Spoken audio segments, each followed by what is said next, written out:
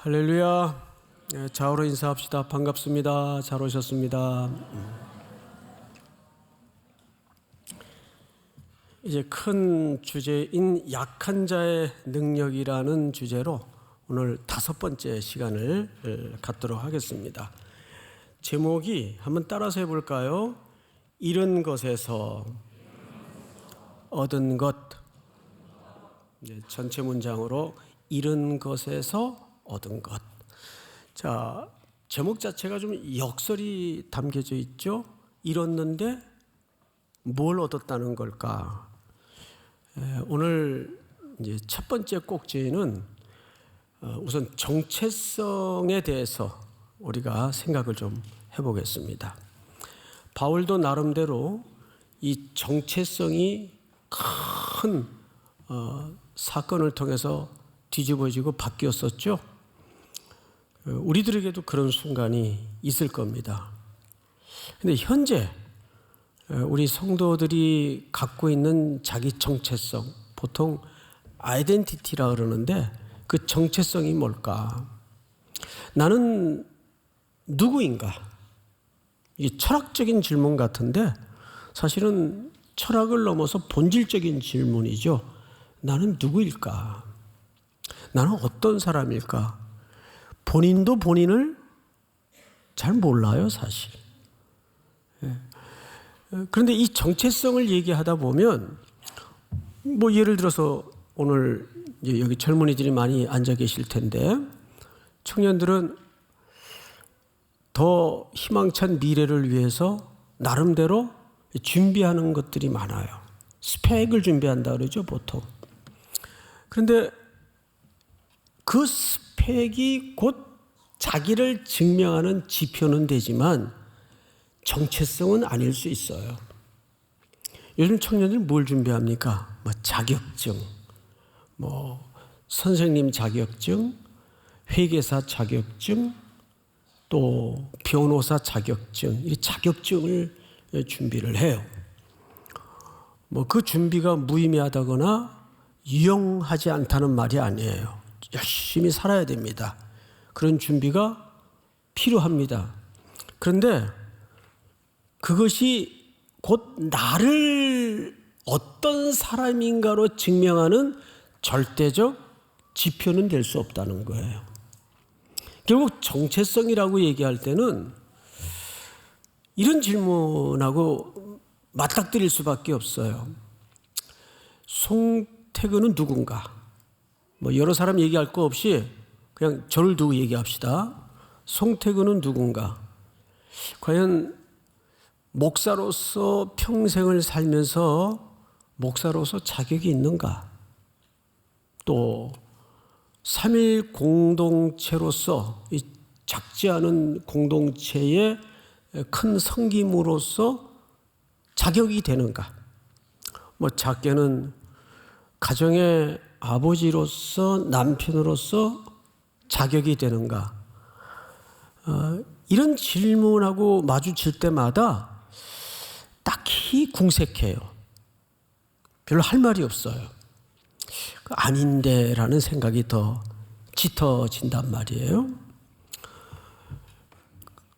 보통 여러분 이런 말 들어보셨죠? 아유, 저건 속물이야. 그러면 언제 그런 표현을 씁니까? 속물. 저 인간은 속물이야. 요즘 그 속물에 대한 이해를 갖는 사회적 통념이 있단 말이에요. 아닌데 그런 척 하는 거. 이게 이제 속물근성이라 그러죠. 그런데 원래 속물이라는 말이 영어로 표기하면 snob 이렇게 표현을 하죠. SNOB 이라는 단어를 써요. 스놉. 영국에서는 원래 그 케임브리지나 옥스퍼드 같은 대학은 돈이 많다고 들어갈 수 있는 대학이 원래 아니었어요. 거기 누구만 들어갔죠? 귀족만 들어갔어요. 귀족. 그게 조건이었습니다. 그러다가 이제 세상이 조금씩 달라지면서 귀족이 아닌 천민들도 보통 사람들도 돈을 벌게 되지 않습니까? 열심히 살다 보면. 그러면 그 돈을 학교에 기여해서 입학하는 제도가 생깁니다. 그 입학을 하죠. 그러면 그 명찰 이름 옆에다가 스놉, 속물이라는 표시를 하게 돼 있었어요. 처음에는. 그게 가능했을까? 그때는 그게 이상하게 받아들여진 시대가 아니고 당연시 받아들여졌던 시대입니다. 그런데 세상이 점점 평준화되고 평등화되면서 그 의미가 많이 지금은 달라졌어요. 아닌데 그런 척하는 것을 보통 우리가 쉽게 속물이라고 얘기를 합니다. 우리는 이렇게 어쨌든 어느 사회, 어느 시대를 살건 자기가 바라는 모습과 자기의 실제 모습과는 괴리를 갖고 살아요. 거기에서 우리는 정체성의 괴리를 느낀다고 얘기를 하고 나는 정말 누굴까? 라는 철학의 형식을 빌린 근본적인 질문 앞에 마주서게 되는 겁니다. 여러분들은 누굽니까?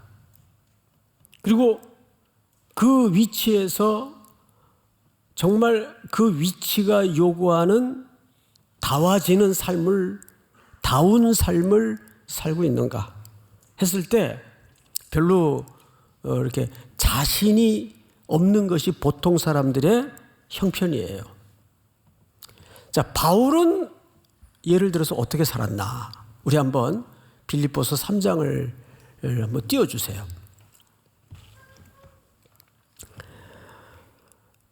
하나님의 성령으로 봉사하며 그리스도 예수로 자랑하고 육체를 신뢰하지 아니하는 우리가 곧 무슨 파라고 되어 있죠?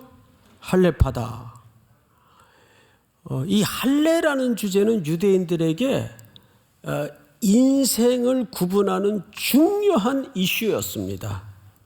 할례를 받았느냐, 할례를 안 받았느냐가 하나님의 자녀냐 아니냐로 동의어로 생각을 했기 때문에.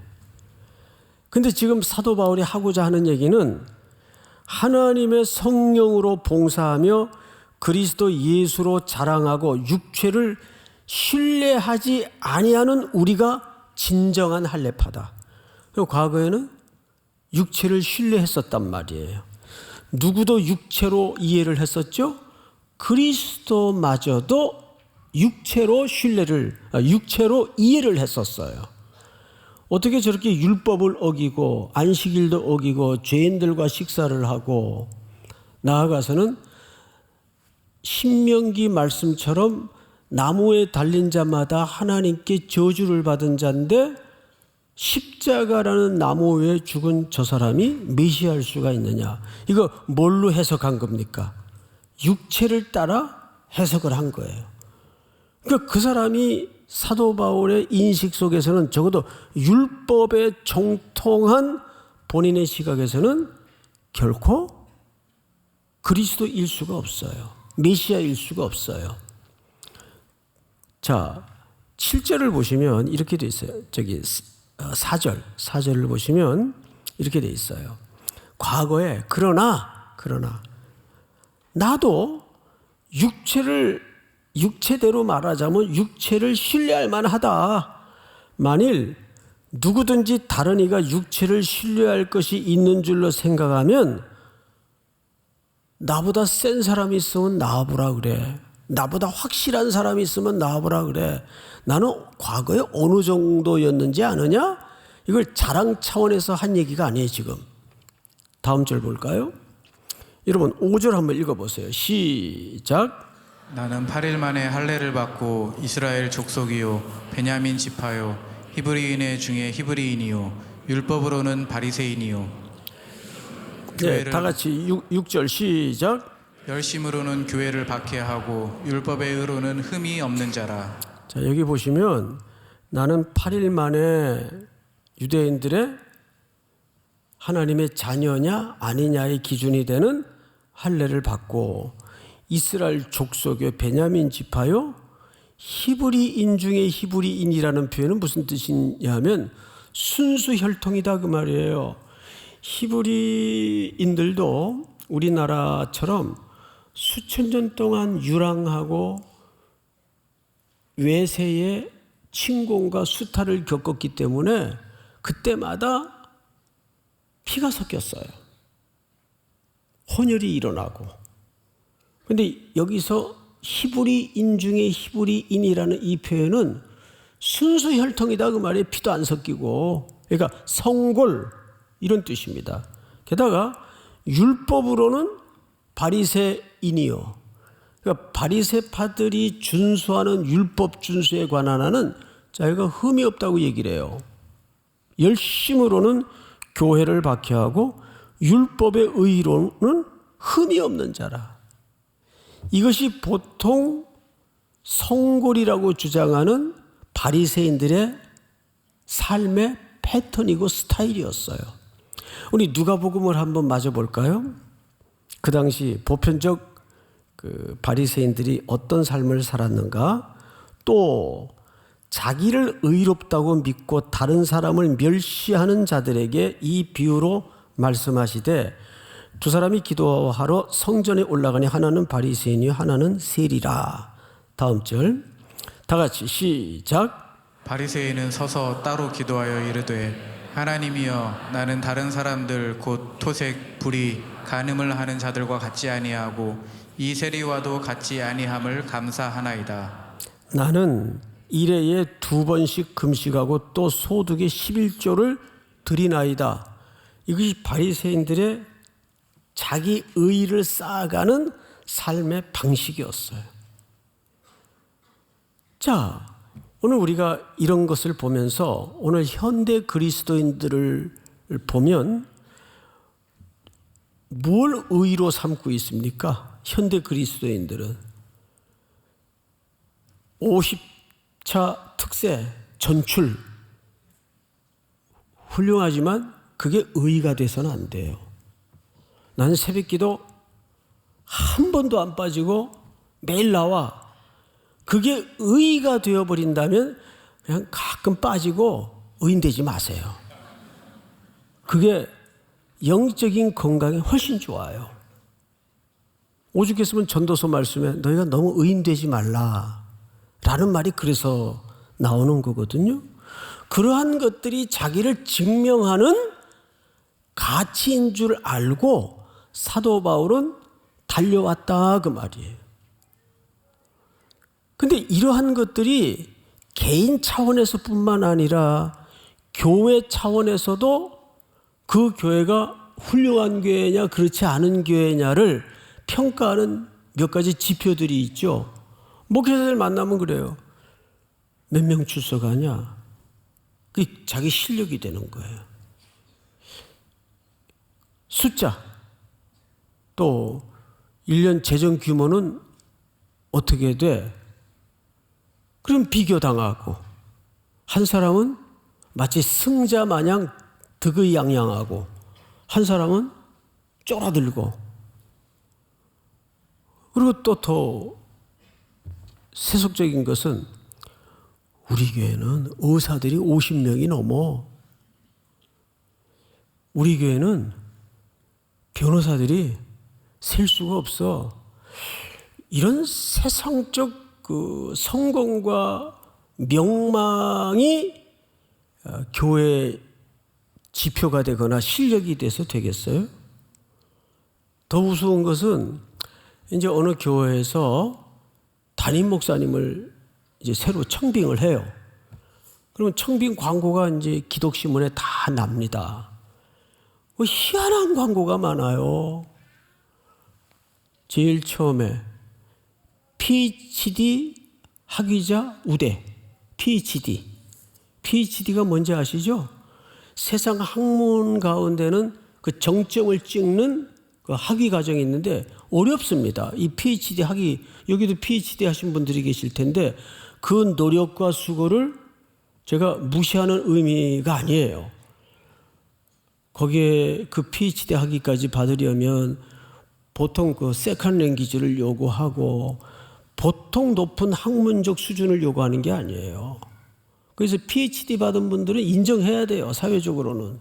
그런데 목회하는데 왜 PhD를 따십니까? 거기 더 대박은 옆에 영어 능통자 우대.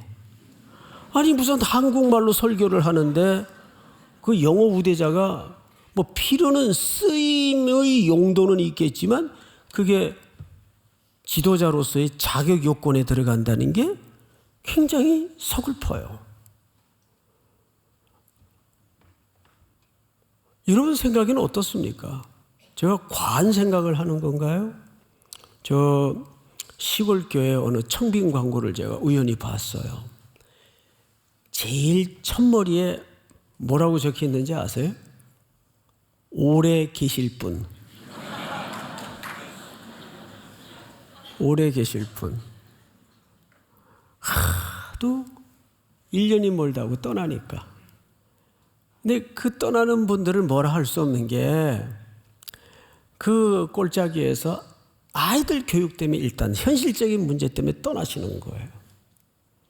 근데 한 번은 경남 쪽에 경북이군요. 그 위치가 경북 쪽에 우리 목회자분들 이렇게 좀 섬길 일이 있어서 우리 선교지인데 내려갔더니 점심 대접을 하는데 제가 아는 분이에요. 저분이 분명히 은퇴할 나이가 지났어요. 근데 아직도 현역으로 있단 말이에요. 그래서 아니, 은퇴 안 하세요? 그랬더니 빙긋이 웃어요. 왜 무슨 사정이 있으세요? 그랬더니 송 목사 모르는 소리 좀 하지 마라. 누가 내려와야 내가 은퇴를 하지. 오질 않는 거예요. 이게 현실이에요. 그래서 교회마다 지도자를 모시는 기준이 참 서글픈 조건도 있고 참 우울한 조건도 있고 그래요. 어느 교회는 사모님 건강진단서까지 그리고 보통 이렇게 이제 우리 교육자들도 이렇게 부교육자로 있다가 담임으로 청빙되어 나갈 때 보면 일단 다둥이 집안은 여건이 나쁜 거예요. 교회에서 원하지 않아요. 셋 넘어가면 교회에서 벌써 부담이 되니까 꺼려해요. 게다가 또 어떤 교회는 성적표까지 요구를 해요. 그것도 중고등학교서부터 쫙 성적표까지 요구를 해요. 아이 쉽지 않은 세상이 됐어요. 근데 혹시 이런 자격 조건 청빙 광고 보셨나요? 인격이 상식적이고 신앙이 개혁주의 신앙으로 성경관이 뚜렷하며 복음적 설교를 할 수 있으며 그분의 인격과 성품과 신앙을 신뢰할 만하며 이런 광고 좀 못 봤어요. 자, 근데 성경은 뭐라고 얘기를 할까? 우리 디모데서를 한번 볼까요? 미쁘다 이 말이여 곧 사람이 감독의 직분을 얻으려 함은 선한 일을 사모하는 것이라 함이로다. 그러므로 감독은 책망할 것이 없으며 한 아내의 남편이 되며 절제하며 신중하며 단정하며 나그네를 대접하며 가르치기를 잘하며 3절 술을 즐기지 아니하며 구타하지 아니하며 오직 관용하며 다투지 아니하며 돈을 사랑하지 아니하며 자기 집을 잘 다스려 자녀들로 모든 공손함으로 복종하게 하는 자라야 할지며 5절 다 같이 시작. 사람이 자기 집을 다스릴 줄 알지 못하면 어찌 하나님의 교회를 돌보리요. 네, 여기까지만 읽읍시다. 이런 조건을 찾는 청빙 광고 본 적 있나요?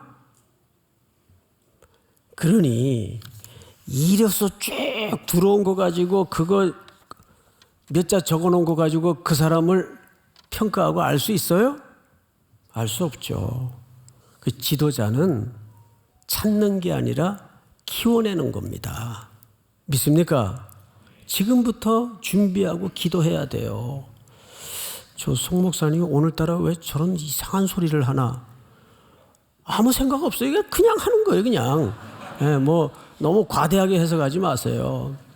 제가 저 경남에 오래전이죠. 집회를 하러 갔는데 저도 그 목사님을 처음 뵙고 그 교회를 처음 가봤어요.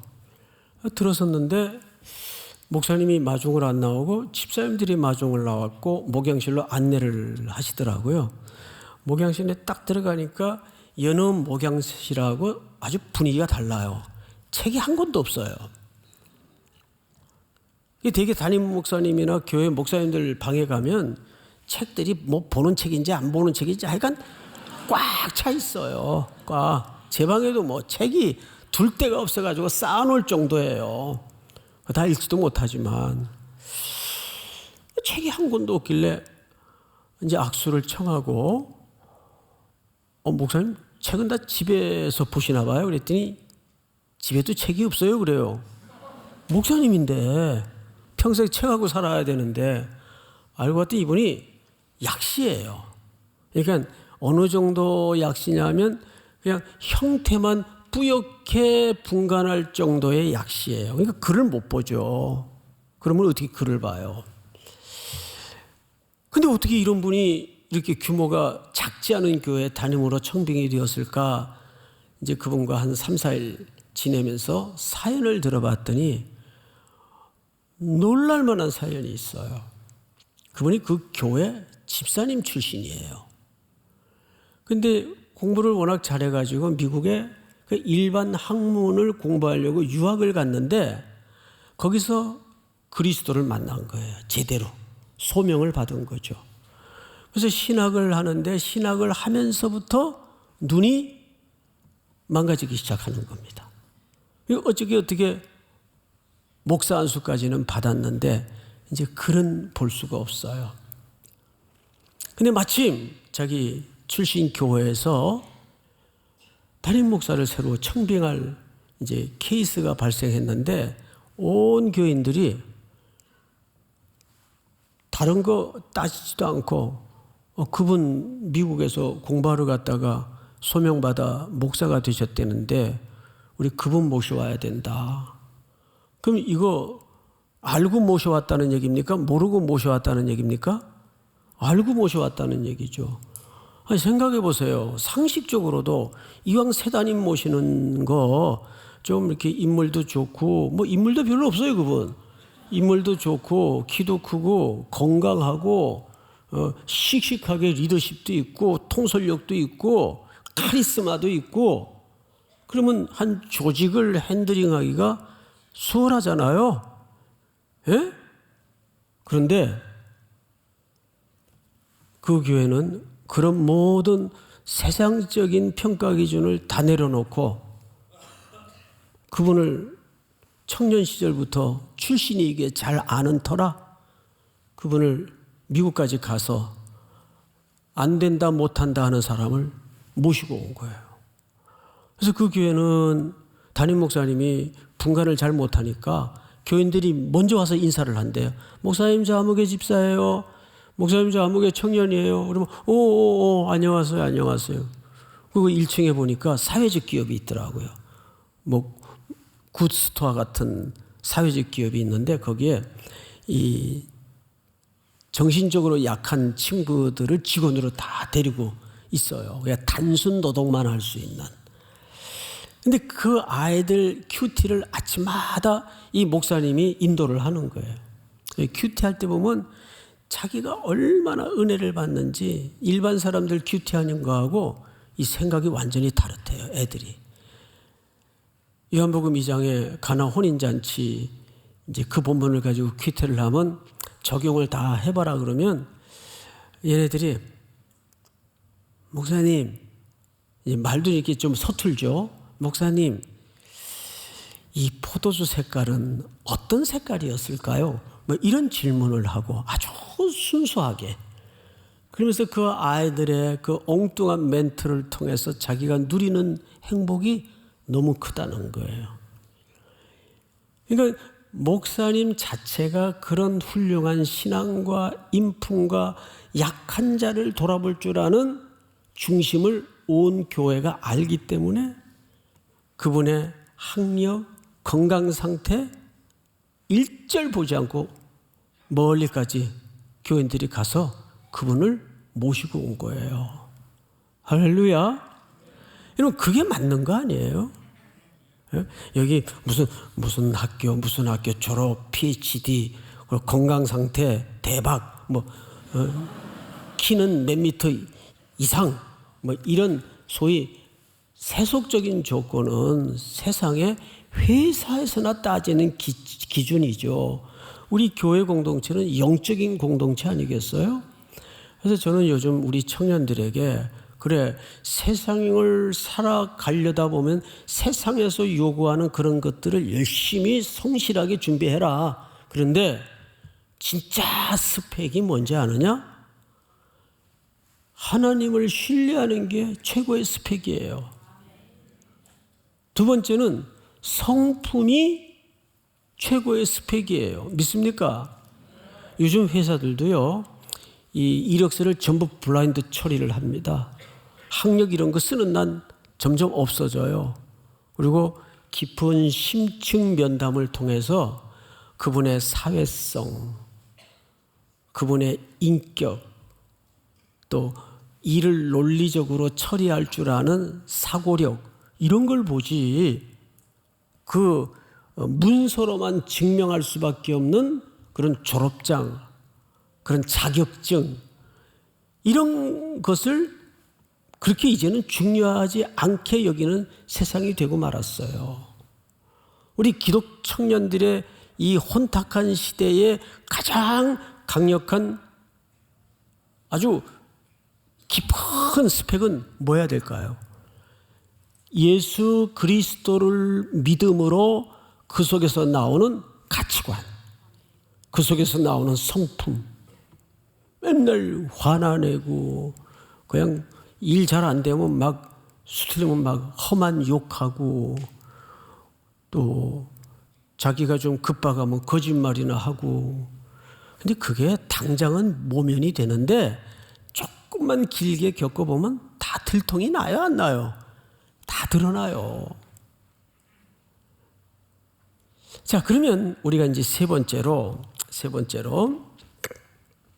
사도 바울은 7절을 한번 볼까요? 7절 본문 좀 보십시다. 7절 제가 좀 읽겠습니다. 그러나 무엇이든지 내게 유익하던 것을 내가 그리스도를 위하여 다 뭐로 여겼다고 돼 있어요? 해라는 말이 잃어버렸다, 버렸다 그 말이에요. 해로 여길 뿐더러 또한 모든 것을 해로 여김은 내 주 그리스도 예수를 아는 지식이 가장 고상하기 때문이라. 이러면서 동시에 얻은 것이 바로 그리스도에 대한 지식이에요. 즉 그리스도를 얻은 거예요. 그 그리스도를 다메섹 언덕에서 만나는 순간 모든 것을 한 번에 배설물로 여기는 고백을 합니다. 이 배설물이라는 말은 똥. 여러분 큰 거 이렇게 보면서 아깝다 그런 사람 있어요? 예? 원래 말은 찌꺼기, 똥. 근데 이걸 좀 조금 마일드하게 배설물로 처리를 했어요. 우리 이 8절을 다 같이 한번 읽어볼까요? 8절 시작. 또한 모든 것을 해로 여김은 내 주 그리스도 예수를 아는 지식이 가장 고상하기 때문이라. 내가 그를 위하여 모든 것을 잃어버리고 배설물로 여김은 그리스도를 얻고. 그 안에서 발견되려 함이니 내가 가진 의는 율법에서 난 것이 아니요 과거에는 이 율법을 잘 지킴으로써 의를 쌓았어요. 그것이 사도 바울의 정체성이었습니다. 그런데 율법에서 난 것이 아니요 오직 그리스도를 믿음으로 말미암은 것이니 곧 믿음으로 하나님께로부터 난 의라. 그러니까 이 의는 밖에서 온 겁니까? 내 안에서 생득되고 터득된 의입니까? 밖에서 온 의예요. 그 의를 우리는 그리스도라고 얘기합니다. 하나님의 의, 그리스도. 그래서 우리의 의는 그분을 받은 것이 우리의 의입니다. 믿습니까? 내 안에서 끌어올린 만들어낸 의가 아니에요. 그리고 이제 10절을 볼까요? 내가 그리스도와 그 부활의 권능과 그 고난에 참여함을 알고자 하여 그의 죽으심을 본받아. 11절 다 같이 시작. 어떻게 해서든지 죽은 자 가운데서 부활에 이르려 하노니. 그림을 좀 하나 볼게요. 그림 좀 한번 띄워주세요. 이게 뭔지 아세요? 네? 그러지 마시고. 뭐같이 보여집니까? 돈같이 보여지는데 돈이 아니에요. 밑에 연도가 잘 보세요. 연도가 있죠? 1940년. 어느 시대입니까? 일제시대예요. 일제가 한창 대동아 전쟁을 벌여서 막대한 군자금이 필요하던 시기입니다. 그때 일본 군대가 군표를 발행했어요. 이 군표예요. 군표라는 것은 국가가 가상화폐를 만드는 겁니다. 만들어서 전쟁이 끝나고 일본이 승리하면 이거를 뭐 이자를 붙여준다든지 해서 이제 담보하는 거예요. 약속하는 거예요. 그래서 이 군표를 많이 모은 사람들은 그 당시 대단한 희망과 기대를 가지고 살았습니다. 근데 그건 반드시 무슨 전제 조건이 있어야 가능할까요? 일본의 승리가 전제 조건이 돼야 돼요. 근데 망했죠. 그러면 이 군표는 다 어떻게 됐을까요? 예? 똥덩어리, 배설물, 휴지 조각이 된 거예요. 아무 의미가 없어져 버린 거죠. 저는 이 그림을 보면서 이 그림에 대한 해설을 읽다가 우리 기독교인들도 이 땅에서 지금 당장 세상 사람은 우리의 사는 가치관과 붙들고 있는 그 원리가 의미 없는 것 같고, 저 군표 받을 때는 이런 종이 조각이 과연 내 미래를 담보할 수 있을까? 누가 그렇게 생각했겠어요? 가장 강력한 군대와 승승장구하던 일본을 믿었겠죠. 그것만이 이 군표가 돈으로 환치될 수 있다는 기대를 가지고 살았겠죠. 그런데 일본이 망했어요. 휴지 조각이 되고 만 겁니다. 그래서 나중에는 전쟁 끝난 다음에 이 군표 가지고 사기치는 사람들이 그렇게 많았어요. 그래서 막 잡혀 들어가고 그랬죠. 오늘 우리의 삶이 이렇게 무의미해져 버린다면 어떨까요? 마태복음 13장에 보면 농부가 밭을 갈다가 뭘 발견하죠? 보화를 발견해요. 근데 그 밭은 그 농부만 갈았을까요? 그렇지 않다는 거죠. 이 종, 저 종 갈았을 거예요. 근데 그 사람에게만 그 돌멩이 같이 보였던 것들이 그 사람에게만 보화로 발견이 된 겁니다. 베드로서는 그걸 뭐라 그래요? 믿는 자에게는 그게 보배가 됐지만 믿지 않는 자에게는 멸망의 걸림돌이 되었다고 했어요. 그러니까 그 보배는 바로 그리스도를 얘기하는데, 어떤 이에게는 나의 구주가 되시고 어떤 이에게는 아무 쓸데없는 짓 하고 돌아다니던 시골의 한 청년 정도밖에는 눈에 보여지지 않았을 거예요. 오늘 우리의 삶이 비록 안개가 자욱한 것 같고 길이 없어 보이는 것 같지만 오로지 변하지 않는 사실 하나는 그리스도입니다.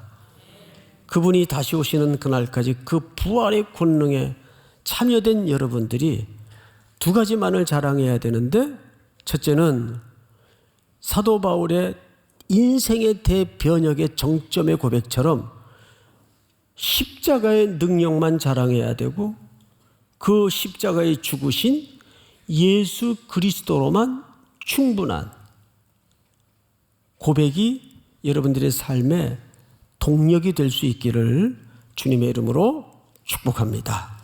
우리 다 일어나십시다. 내가 주인 삼은 모든 것 내려놓고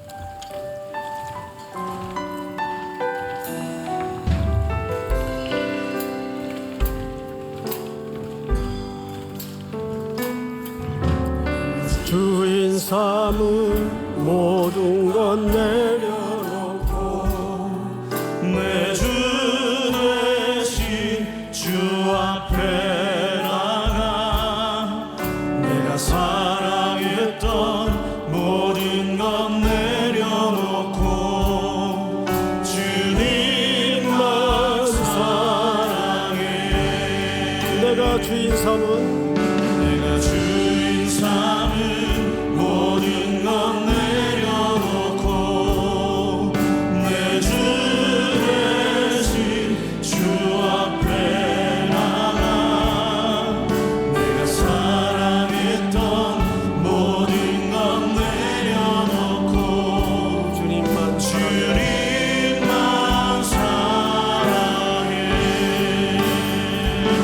주 사랑 거친 풍랑에도 깊은 바다처럼 나를 잠잠케 해. 주 사랑 내 영혼의 반석 그 사랑 위에 서리. 주 사랑 거친 풍랑에도 깊은 바다처럼 나를 잠잠케 해. 주 사랑 내 영혼의 반석 그 사랑 위에 서리.